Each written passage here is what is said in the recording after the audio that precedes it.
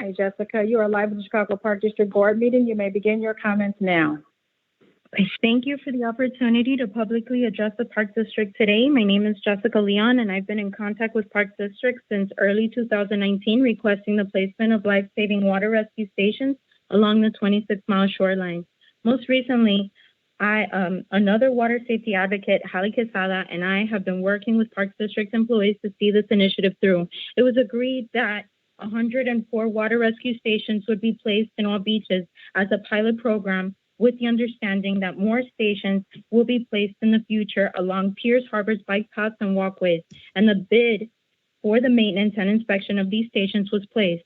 I submitted a FOIA to confirm this, and I was informed that there had never been a bid placed and no documentation was available. I emailed the staff to inquire. I received no response, but I received a call the next day by Mr. Andre Taylor stating the Parks District decided not to pursue the placement of any stations due to liability. Hundreds of lives of both Chicagoans and tourists have been lost due to drowning within the span of 10 years. How many lives do we need to lose because Parks District repeatedly is negligent and accepts the drowning as common occurrences? It's unacceptable for Parks District to cancel a placement of life-saving rescue stations without citing the exact laws that make it permissible to not provide a safe environment for Chicago. We need to know the specific legal barriers that have impeded common sense layers of protection for known deadly yet preventable hazards in public parks, and expect a written commitment to add safety measures when we remedy those barriers. Chicago Transportation Department has put life rings along the river in downtown,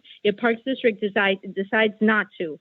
We've garnered aldermanic commitment to fund over half the stations and the remaining pending details from Parks. After waiting over a month for Parks to provide the safety maintenance checklist, we got it from the manufacturer in one day. We've found creative solutions, yet Parks says that this initiative could not and will not be done. We will not accept deception and preventable deaths on public lands, known hazards with no protection as a price we pay to enjoy the water.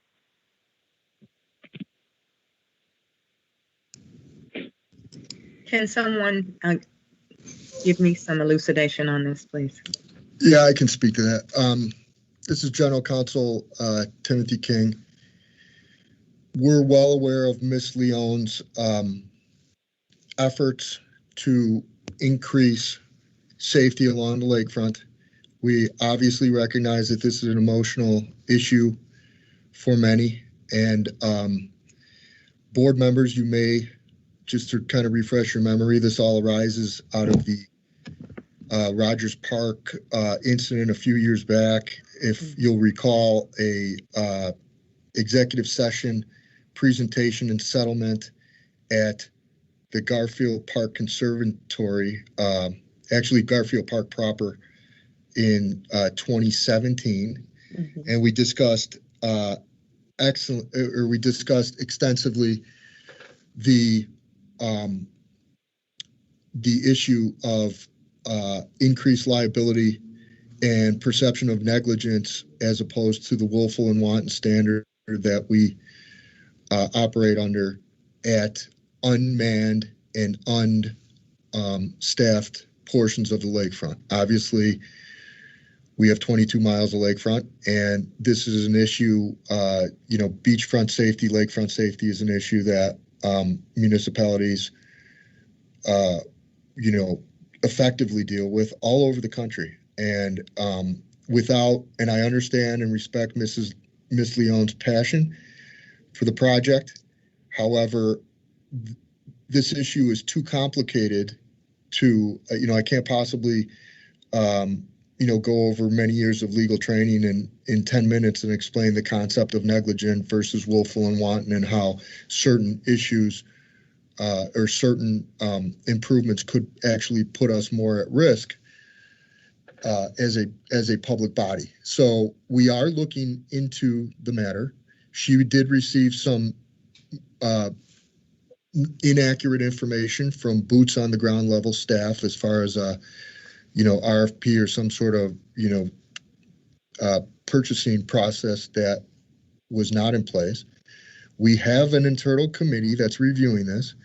I have 3 members of our staff, including our litigation team and risk management, who sit on this committee and look for ways to improve lakefront safety. However, nothing's been decided upon yet because we have to take into account the entirety of the property that we are in charge of and what's best for that, and at the same time mitigating and risking our limiting our risk exposure. So we are looking into her concern. It's not moving fast enough for her, but there are legal reasons that we need to really work with the Red Cross, work with best practices. Commissioners, you'll remember during that Rogers Park settlement, we had the Red Cross come out and give a detailed presentation. And if you'll recall, during that discussion, we had very frank discussion. We had comments by Don, we had comments by Tim King, suggestions about sirens, suggestions that Don and David shared with their travels to the coast of Santa Barbara and other municipalities. And so we're really employing best practices, and but we are also looking to improve where we can. So that's about where I can leave the matter right now. Let me just add that was a while ago, and we don't appear to have settled on any real answers. So I can understand her frustration, and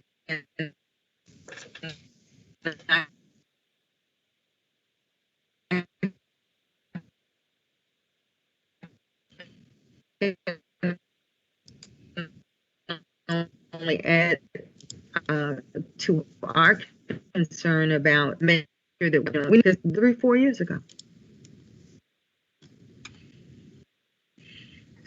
President Lavelle, So you broke up a little bit, so we we missed really, a little bit of what you said.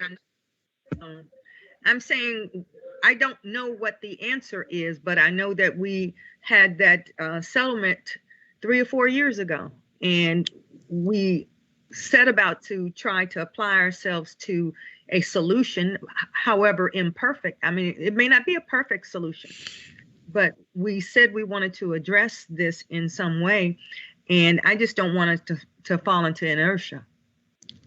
Well, without getting into a detailed discussion, or more detail than we want to for these matters, the short answer is, from a legal standpoint, the best thing to do is to not represent that the lakefront is safe in unmanned areas. So when we do put up certain measures, you are increasing your risk of liability by representing that those areas are have been determined to be, swimmable or usable areas. So from a legal standpoint, we are taking the best practices approach, and that is to leave unmanned areas as they are, as an at your own risk area. Obviously, Ms. Leon is not satisfied with that approach. There's also operational considerations to review. You have to constantly maintain and equip and inspect those, whatever devices, whatever improvements you put up, because if you miss an inspection, if they fall into any disrepair, that negligence immediately shifts to us. So from a legal standpoint, we have taken it as far as we can. We are looking at it operationally. There's also union and staffing issues that you have to consider in the programming side. So there's a very complex issue that goes over many different disciplines. We haven't ignored it since the settlement. We've just determined from a legal standpoint, the best thing to do right now is nothing, because that's the only way to not take on that increased risk of liability.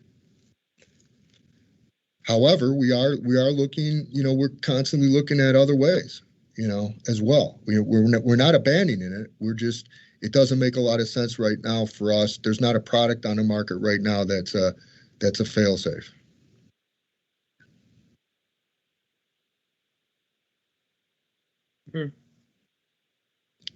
I'll wait to hear where we land on this. Thank you.